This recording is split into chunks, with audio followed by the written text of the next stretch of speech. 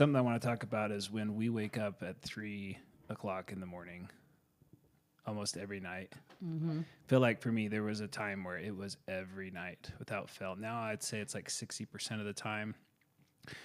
Until I talked to you about it, I didn't realize maybe what was going on. And since then, I've been paying more attention to it. And before we get into it, though, I just want to say that when we went to the retreat with Sean O'Leary and he talked about altered states and why they're valuable. So part of developing your own cosmology and your own grasp on what is divinity, what is life, all that, you have to undo all of your current structure, your foundational religious beliefs, your foundational cultural beliefs. You do all this stuff, and then you're in this vacuum. And then he talks about there's many ways to access these altered states. Can be prayer, can be meditation, playing with your kids, nature walks. One time, just to give an example, one time I was having a really rough day at work, and I've told you this story before, and I came home and my son, I don't know how old he was at the time, maybe, I don't know when the kids start riding, but 7, 6, I don't know. 5 probably. Yeah, he had this whiteboard up and he drew 4 squares and he made a plan for the night. In square 1, it was build a fort. Square 2, it was make a snack, all misspelled, and everything. Square 3 was watch a movie in the fort. And square 4 was sleep in the fort. And I read this plan, and I instantly was like so overcome with happiness and joy just getting to be with my son. And he altered my state, took me right out of like frustration and whatever I was feeling at work into this like, this is the best damn day of my life, which is something I tell him every day. I'm like, today is buddy. It's the best day of your life because I can mirror into him. Anytime I reflect into him, the love I have for him and the love he has for me, it's this like, it just blows me out into this amazing feeling of gratitude every time I drop him off from school. So that for me, for example, is an altered state practice that I have, one of them. And when you get into these states, there's information that is there, what I realized at 3 a.m, and let's talk about this a little bit, is this isn't just, I thought I had sleep apnea or something. Because that's how you addressed it. That's how I found out you were waking up. Although sometimes they can tap into you when you're awake. So, but it was in that comment. It was like, I can't sleep. I keep getting woken up every night at this time, right? Yeah, and I meant insomnia, not apnea. I think apnea is when, I don't know if that's when your nose doesn't work or something, but insomnia, yeah. And I was getting frustrated and it was really bothering me. So we've looked at some stuff. I even Googled it a little bit. There's something called the hypnagogic state, which is where you're between that dream or that in that rested cycle, that REM cycle. They also call it the liminal state, which liminal, I believe, means transition or at the threshold. I like to call it the in-between. The in-between. The in-between. And in that state, one is getting access to information, and the hypnagogos is hypnosleep, agogos is leading or drawing forth, which I felt was interesting because Sean O'Leary talks about in education, it's drawing forth from an individual. So what is happening in the liminal state or this hypnagogic state is we're drawing forth, what's being drawn forth is this information, which I thought is pretty awesome. It's super cool. I find kind of like yourself when you started telling me you were waking up at that time, it's very common for me to have clients that come in and they'll start bringing this up. I'm also, it's a patterning a lot of times with those who are in the awakening process spiritually will be awoken at that time. What I try recommending to people, because again, it was like, I'm having sleep issues. No, you're not. This is like, they're trying to get you awake at that time. Why I find this time so powerful is energetically, there's a calming usually in your environment, like wherever you're living, around 3 to 5, like the world is literally quiet around you. So there's not all this frequency and static in the field.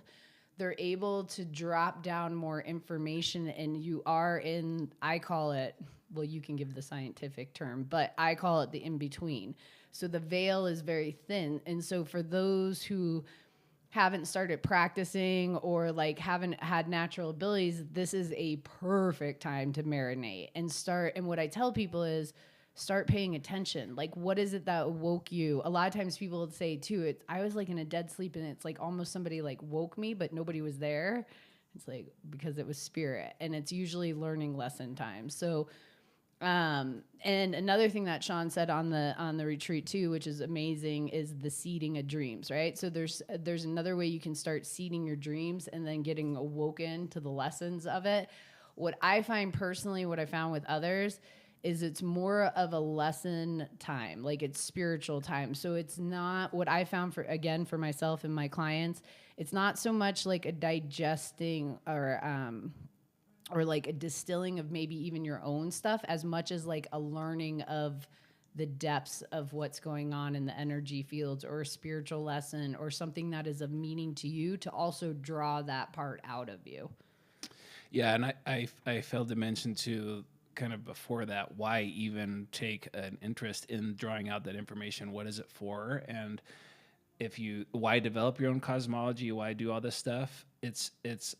This is something I've thought a lot about. If you think about drug addicts or people that are struggling with some form of addiction, even a hedonistic person or whoever it might be, everyone's seeking the same thing. Even the spiritual seeker and the drug addict, they're not dissimilar, because they both just want to feel good. Yep. The drug addict is getting a temporary relief from this animal brain. And then in that state, they're feeling access to this inner state. They're not getting high, actually. They're just accessing inner high. Yeah. And then it goes away, and then it's harder to get back there. So it's just that's why it's such a terrible idea. Whereas if you engage in a spiritual practice of genuinely letting go of the block, then you're getting access to the same state as the drug addict, but it's sustaining, and it's ultimately to feel good. Yes. So the mind, I believe, gets like 90,000 thoughts a day. Mine probably gets like 180,000, if you know me very well. Mm-hmm. And I think it's a prefrontal cortex. It's just overwhelming you to where that silent, steady knowing that's coming from the higher state is not really you can't hear it. Yeah. So then you're going to make decisions from this prefrontal cortex, and those decisions are going to lead most likely to suffering, because they're coming from your egoic mind. So why do I want to wake up at 3 a.m. and pay attention? Well, in most, and if not all, in full part, I want to have access to this inner state, which is giving me the truth and mitigating suffering that's going to inevitably occur operating in my egoic mind.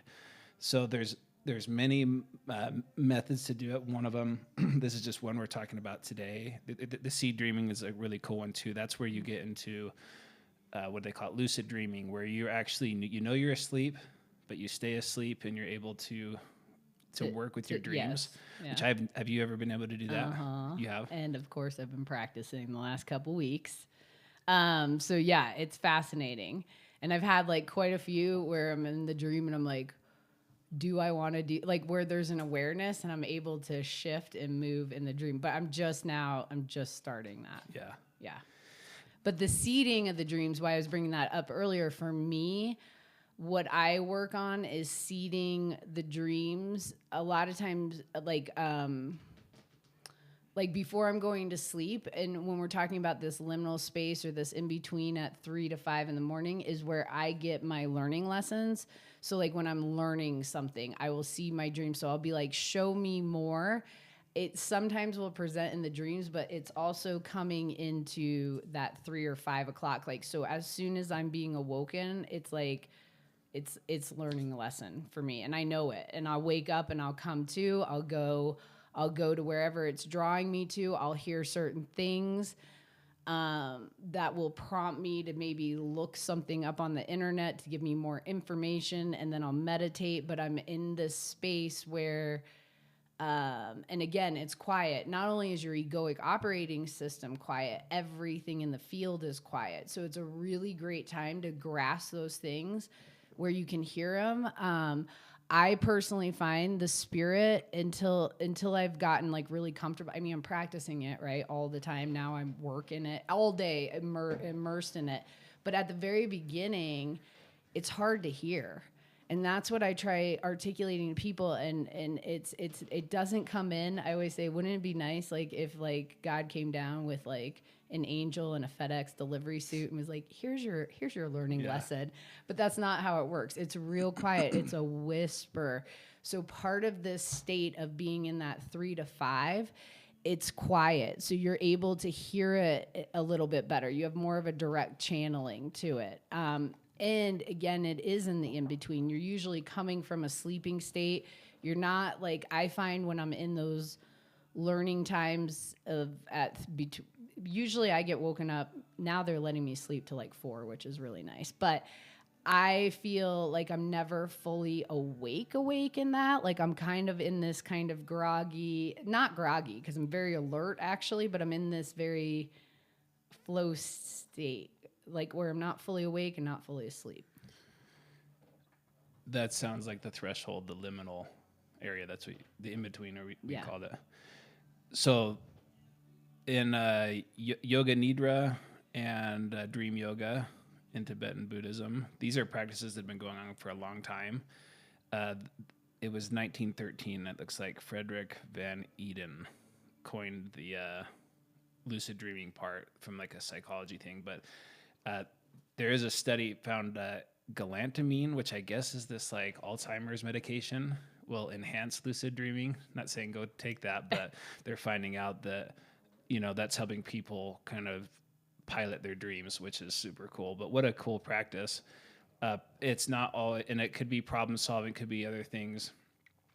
One reason why this works, the reason why it works is because the mind works off of data, and the highest capacity of the mind is actually belief. And the more data you have, the stronger the belief you can derive. But the word knowing is misused quite a bit, because to know it means to be it. It means there's no separation. I believe that's a Course in Miracles quote. I was trying to find it. It was something like to know is to be. Because there's knowingness is so different than thinkingness. Right. Knowingness, like if I was like, Richard, what is 2 + 2? I hope you're 4. not thinking. Thank you. But like if I was like gave you some crazy long number, you'd have to think it, right? But when you give it something where it's just a knowing, there's no separation, there's no gap in it. It's just a streamline coming down. Another reason, like in these time periods, we were talking about a minute ago, of like where people who are like artists or whoever, a lot of people who are very creative, a lot of times, or even Einstein, these kind of people are getting this knowingness flow that's tapping into the field. And because their body is not in the process, like what you're saying, up in the ego, constantly formulating all these data points in this thing, it allows a different way to come in, which is more of an impression. It's like a knowing. And how do we say a knowingness? Like when I'm teaching people, it's like, how did you know that? Right. And when I'll tell them, and all of a sudden they'll kind of like do this, because the mind's trying to figure it out. And what it's realizing, it's like, wait, I didn't have the data points, but I just knew. How did I know it? Because you're intuiting it. So in those times, it's a great streamline in there. And the ego wants to take credit for whatever it is, thus to ensure its survival. So I believe this space is 1/10,000th of a second before like a thought occurs. There's knowingness in thought. And so the intercept, if you were able to meditate into the stillness, you're getting the space between thought and awareness. That's like the silent field. experienced that yet, but that's what I'm aiming for. I wish this was taught a little bit better. Like, so for example, Thomas Edison, here's where it's pragmatic. Thomas Edison, he used to take a nap with a steel ball or bearings in his hand. And when it would fall to the ground, that means he was like, when he passes out and he's fully asleep, he's going to drop the ball. Yeah. He'd wake up, hurry and write down stuff. And, he invented, I actually checked. It wasn't even that he invented so many new things. A lot of it was he was making other things better, resolving things and fixing problems. So you could be wrestling with a thing at work. You could be wrestling with, do I keep my job? Do I take this job? And you could do all this analysis in your mind and all that. But you could wake up at 3 a.m. and just have this feeling of, if you pay attention to it, of feeling good about going to work at this particular place or feeling anxiety. One of the friends I had, I told you about that I met recently, he had this like crippling nightmare in the middle of the night about his job. He had just renewed a contract with his job, and that night he had like a panic attack in his bed, and he realized like he's got to get out of that job. And so pretty cool story. But so these states, these are opportunities for you to access information that will ideally, like I said, minimize suffering in your experience. One thing that the variable, the highest capacity of the mind was belief. And what I was saying is that where things are actually known, knowingness happens in the field, what a lot of people want to call the field of consciousness. People call it God. They call it the spirit or the universe or whatever, because everything is known in the field of consciousness. Every thought, every intention. That's why you can't lie. You can lie to the mind, but even if you're like, say you're in a business deal and you're just BSing the person across from you, the person across from you, that their consciousness level is above 200, or they have some level of just knowingness, they're going to pick up on it. Like, this checks out, but man, this guy's weird. Yes, absolutely. And the thing is, the reality is, everybody actually already knows. How many times, like in hindsight, you're like, I actually already knew, but this guy got in the way and was trying to tell you like, oh no, maybe this, maybe that, because it can't see it all. It's dualistic. So by nature, it's putting separation. It can't see the entire field. And so another reason why when people come in and they're telling me, it happens, but when people are getting woken up too, it's when you're talking about your friend and that contract and stuff, it's the soul is able, that higher knowingness is able to come in because this guy isn't activated. So it comes through. So a lot of times when people are going through hardship or they're needing something, their soul is waking them up. And I'll start utilizing that when they come in and they haven't been doing this work. And I'm like, the part of you that thinks you're getting woken up by this guy because it's like, something's not right. Again, to take that time to really nurture it. So if anybody's listening to this and has had this experience, I would encourage you not to go right back to sleep. What is the first thing you're getting? What is that stream coming to tell you? And it's not a thought, it's a knowingness, right? So again, there is no separation in it. And it's trying to... everything, I would say, energy it's all information. That's all energy is. It's all bits and pieces of energy or information coming in. So what is the knowingness trying to tell you? Is it telling you, maybe I shouldn't be in this relationship because I'm sick and I keep trying to make it work over and over? And it's trying to say like, no, we need to look at this right now because you get distracted in the daytime or whatever. What is it trying to speak to you? It could even be a health thing. People are distracted. They know there's something in their body, but they keep ignoring it, or they're afraid or whatever. And the spirit will wake them up because it's like, hey, you got to look at this, or you're going to have a lot of problems. So the spirit it is that knowingness is coming from the deeper place. Like you said, God, the field, everything is accessed through that. Sometimes for me, it happens on the way to work. Then the brain starts working again, but I believe it's occupied enough driving and drinking my longevity tea or whatever it's got to do that I'm getting this stream of like, It could be a conversation I'm having with somebody, but another way to know that it's coming from the field and not your thoughts is the way you feel in the body about it. So that there's a kinesiologic response in the body. You're going to feel strong, and you're just going to feel good in the body as whatever it is coming through the mind. And if not, you can take that as, oh, whatever this is, it's not resonating. Because there's a lot of density that comes from here. And then we could go into, which we've talked about on other episodes, the masculine and the feminine. The egoic operating system comes in very dense, makes things hard. The spirit, the knowingness, there's nothing hard about it. It's just light. It's just there. So that's another way to be able to pay attention to it. And like you said, it's a different kind of feeling.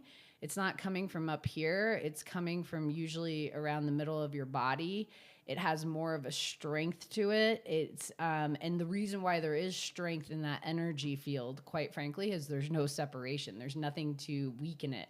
It is very, in truth itself, like truth vibrates, like you're saying, of people being able to know, meaning people know. I mean, how many times like they'll know, they'll try to give somebody the benefit of the doubt, or they'll try to like be hopeful or something, but they ultimately know. We all know. How many times have people had those experiences in our friendships or whatever, that they might have a partner cheating on them or something, and they're like, well, I actually knew, like we know. Yeah. But wading into getting into those spaces. So whether you're driving, whether it's 3 to 5 o'clock in the morning, whether it's walking into nature, what you're doing is you're shifting out of coming from the egoic operating system, coming into more of an alignment state so that the spirit can speak through you. And that's why it's the in-between. Yeah. One thing, when I read about it, it said in this hypnagogic state and things, don't use screens and things. But honestly, I use notes on my phone. It's great because I can't read my handwriting anyway. Especially at night, I'm gonna pull out this notebook and scribble this thing. It's probably not gonna be very good. Maybe that is the better way, but for me, I'm just using the notes app on my phone. I would really turn the brightness down. Have I told you, like, too, for me personally, when I'm getting at that time, when I'm intuiting messages and I'm getting things, I need it to be almost pitch black. And I think I've told you I put electrical tape over like my microwave and stuff if I come downstairs and I'm moving, because I actually can't see in my mind's eye with any light coming from is a distraction. Interesting. Because to be able, does that make sense? Yeah. So, I'm real funny, like, yes, to your point, because sometimes what I'll do in those learning things, I'll be told, well, I'll tell you one that was real cool that happened in my learning lesson recently that's tying to kind of what you're saying. So that experience I had recently that I was telling you, how I was laying sideways and I was able to intuit totally different, because I'm always sitting up when I'm intuiting, so I can see a certain way. Anyways, I've been like, I was able to see things totally different, which was fascinating. And so I've been playing with that a lot. I'm like, what is that? Why? I mean, I can sense it, but now I can see it different. And what does this mean? And it kept bringing me to the cross, like a deeper meaning of the cross itself was like the in-between stage of where the density of fear and ego and all the people live in this dense playing field. Then it showed me a gap where it was like literally the liminal space, and it was nothing but this like wave frequency. There's nothing in it. And then above it, it showed me where everything in the spirit realm goes back into wholeness. Like, so everything that was broken underneath is whole up there, right? So it kept bringing up crosses, and I'm like, okay, well, what is this trying to teach me? And like, what does this mean? And I've been able to sense it. So I'm in cahoots with spirit all the time. So I'm like asking him, like, show me more. Give me more of this learning lesson. And a couple weeks ago, I wake up at this 3 o'clock in the morning or whatever, and I'm like drawn in, and I'm like, it wasn't even necessarily giving me the lesson I had asked it for, but I was watching one of Sean's homilies, and it ended, and then it went to the next one. Well, it totally did not sync in order. It didn't go to the next one. It jumped way back where. Guess what the whole conversation was about? He was talking all about crosses and the different beliefs that different cultures believe, what the cross signifies or whatever. There was no way I was going to find that. But it was what I had asked for. A day or two ago or whatever. And then it shows up in my learning lesson. Right. But I'm also cautious on that. So like if I do go to a video or something, I again, make sure that it's very dim and then I'll flip it. So like no light is distracting me. That's a good point. So I would just be cautious of that. Because it'll also it'll start waking you up. Yeah. One other, just, and this might happen in the daytime. That's a good advice for there. But I do feel like even in the daytime, at least for me, a big error is I will get information and then I won't write it down anywhere and just let it go. So I feel like if you at least start writing it down somewhere, somehow, just start when you feel it's like this different thing than a thought. When you feel, oh man, I just totally had an epiphany about this, or I was totally feeling this insight, just natural insight about this thing, then write it down somewhere, and that would be step one. Yeah, and I agree, because too, when you start getting into these different states of consciousness, you're very aware, but you're not retaining it up in your thought process as much. So it's harder to access. You might have that whole experience, but then when you come back in, it might be a little foggy to reach. So to your point, really good idea to write little notes, just bullet points. Same thing with people when they come in for sessions with me. I recommend they record it, because they're in states that they'll get really high and they're all in there, but when they'll come back, they're like, whoa, dang it. I kind of remember, but I can't grasp it. And so, I definitely, that's a great idea. And I keep running notes too, but I keep it real dim. So the goal, ideally, this is one technique, and it's representative of altered state, which psychedelics and stuff can be a form of this, but it's different in that I feel like, well, one thing that's cool about these, let's say you develop that dream, seeding dreams or whatever it is, and you start getting really good with it, then that's something you just incorporate in your daily thing. And then ideally this kind of a practice would put mediums out of business. I mean, that's the goal. Totally, yeah. And I'm all for it too. Yeah. I mean, I am. I really do. I tell people, I'm like, I'm your training wheels. And I don't want you to keep me on forever. I'm here to teach you, to empower you, to give you the tools, but to teach you how to do it yourself, right? And the more you get into the awareness and the practice of it, you're building your spiritual muscle and you become more in tune and into flow and everything. I mean, all of these things, guys, start playing in. Synchronicities, seeding your dreams, getting answers. It is being in complete relationship. You just said synchronicities. Synchronicities? Oh, damn it. Thank you. Thank you and your language. I'm not good at it. Thanks for catching it. Well, Shannon, the cool thing is, and I'm grateful that you've helped introduce the energy field, and this kind of been a part of helping develop that myself. Would love to hear from our listeners if they've had any experiences in these altered states, in these hypnagogic, or these middle of the night things. Does that happen to you, or do you get it in the morning? Feel free to share maybe comments you have. But hopefully this is, again, the whole point of our podcast is, one, by the way, people have it's going to be a long time until they can maybe get in and see you. So some of your direct clients, this is just a technique that you can start implementing so where you don't need Shannon. Yeah. And this is just something Richard's trying to put me out of business. I'm trying to put you out of it. That's my goal.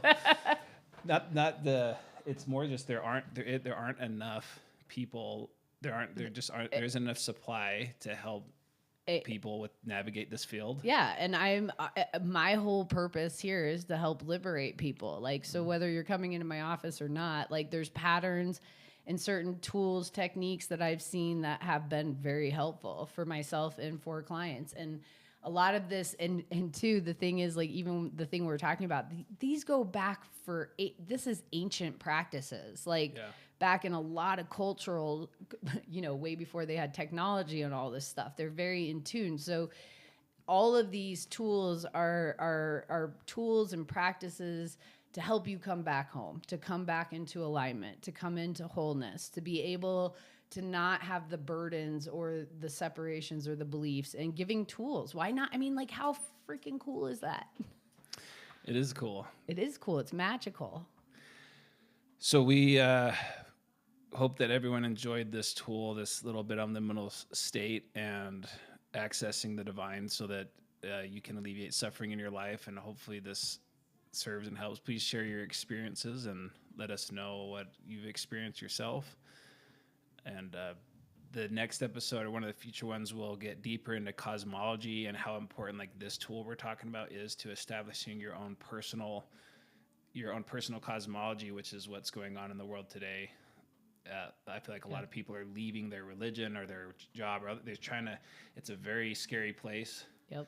And if you want to not feel like you're in a desert, this is one of the practices to help give you the information you need, or to orient yourself properly in your new frontier.